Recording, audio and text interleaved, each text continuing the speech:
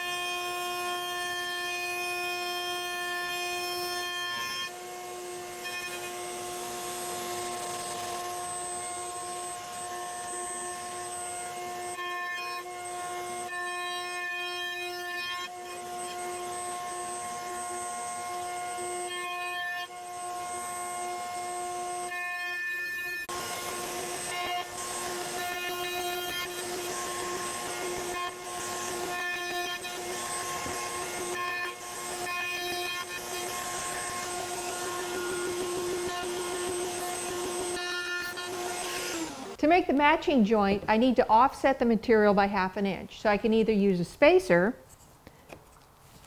or I can use the joint I've already cut.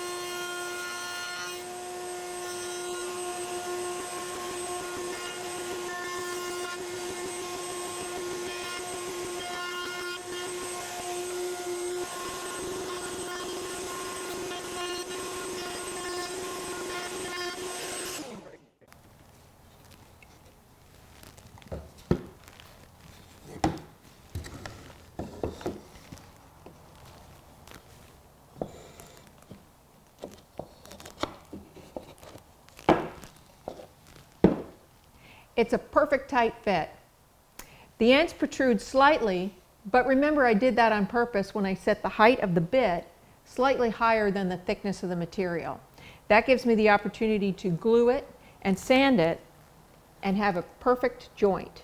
I still need to make the top and the bottom and the mounting bracket, but that's a different video. Now you know how to make a perfect box joint. I really like the box joint. It's strong and it's beautiful.